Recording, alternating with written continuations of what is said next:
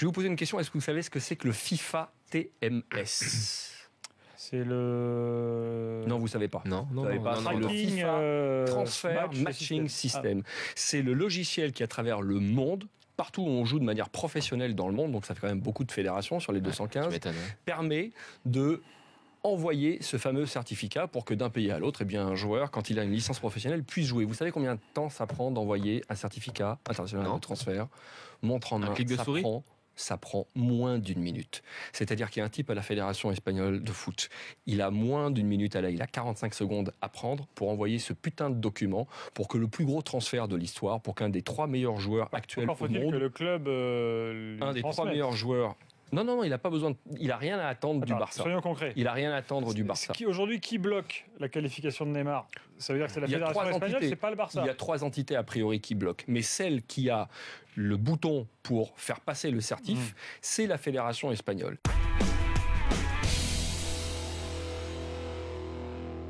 On a eu une discussion avec Fred Hermel au mois de février, quand il y avait eu avant le 8e de finale.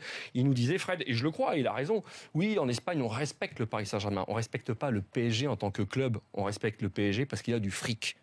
Mais quand le PSG vient te chercher, parce qu'il te paye la clause, un des 3 meilleurs joueurs au monde, ça ne passe pas. Parce que pour eux, on ne boxe pas dans la même catégorie. On est un championnat national 3 presque pour eux, parce qu'on est un championnat qui ne peut pas gagner la Ligue des Champions.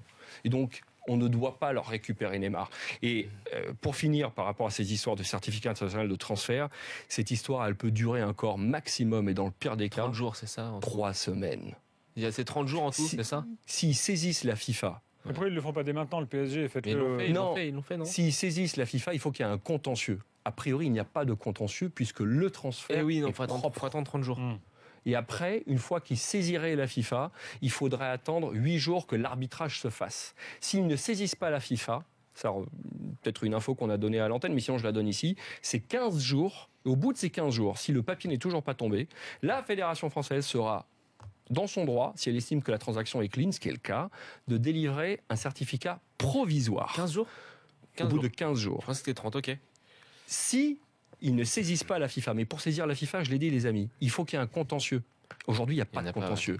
Et le certificat provisoire, alors il n'est pas si provisoire que ça, il est de 1 an. Dans le pire des cas, on ne voit pas jouer Neymar au bout de 3 semaines en France. C'est complètement débile et c'est du mépris.